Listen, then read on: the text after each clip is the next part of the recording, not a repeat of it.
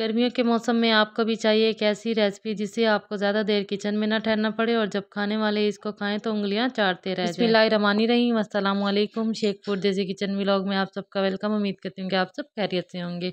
आज आपके लिए बहुत ही मज़ेदार और बहुत ही यूनिक चना दाल की ढाबा स्टाइल रेसिपी लेके आए हैं, जिसको बनाने का तरीका बेहद आसान है। तो करते हैं रेसिपी को स्टार्ट। बिस्मिल्लाहिर्रहमानिर्रहीम। सबसे पहले हमने यहाँ पे 250 ग्राम चना दाल लिया। इसको हमने 6 से 7 घंटे के लिए भिगो के रख देना है।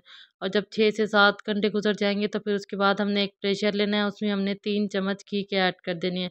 घी ऐड करने के बाद हमने इसको मेल्ट कर लेना है।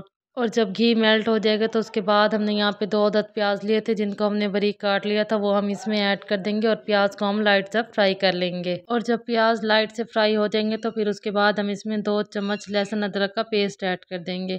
लहसुन अदरक का पेस्ट ऐड करने के बाद हमने इसको अच्छी तरह से कर लेना है मिक्स। और फिर जब तक प्याज और लहसुन अदरक का पेस्ट ब्राउन नहीं हो जाता तब तक हमने इसको पकाते रहना है। 5 मिनट गुजर जाने के बाद जब प्याज और लहसुन अदरक का पेस्ट ब्राउन हो जाएगा तो फिर उसके बाद हम इसमें 2 अदद टमाटर काट के वो ऐड कर देंगे और साथ हम इसमें थोड़ा सा पानी ऐड कर देंगे, जिससे ये मसाला जलेगा नहीं। और साथ हम इसमें सब्ज़ मिर्ची ऐड कर देंगे। सब्ज़ मिर्ची ऐड करने के बाद हमने इसको अच्छी तरह से पकाना है। और जब टमाटर काफ़ी हद तक गल जाएंगे तो फिर उसके बाद हम इसमें मसाला ऐड कर देंगे, जिसमें हमने 1 चम्मच लाल मिर्च पाउडर, आधा चम्मच हल्दी पाउडर, 1 चम्मच पिसा हुआ धनिया और 1 चम्मच इसमें नमक का ऐड कर देना। मसालों की क्वांटिटी आप अपने टेस्ट के मुताबिक कम या ज़्यादा कर सकते हैं। अच्छी तरह से हमने इसकी भुनाई कर लेनी है और कम से कम भी हमने इसकी भुनाई 10 मिनट तक मीडियम फ्लेम पे कर लेनी है। और जब इसकी भुनाई मुकम्मल हो जाएगी तो फिर उसके बाद हम इसमें चना दाल ऐड कर देंगे। अच्छा, यहाँ पे आपको एक और बात बता दूँ, आपने चना दाल की भुनाई नहीं करनी। जब भी हम दाल की भुनाई करते हैं तो दाल फिर कच्ची रह जाती है, ये बात आपको कोई नहीं बताएगा।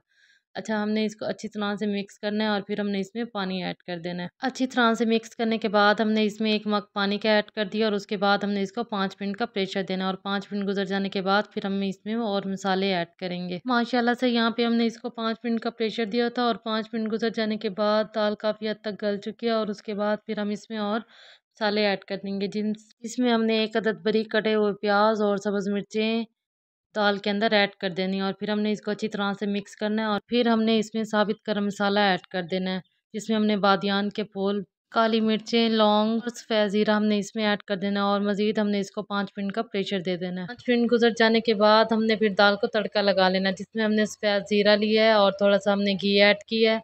मीडियम फ्लेम पे हमने सफ़ेद ज़ीरे को ब्राउन कर लेना है और साथ हमने इसमें लाल मिर्चें छोटी वाली वो ऐड कर देनी है।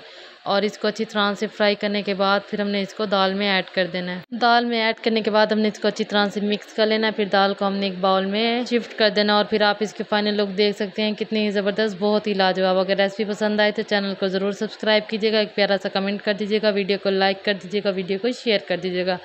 इंशाल्लाह कल मिलेंगे एक नई रेसिपी के साथ। अल्लाह हाफिज़।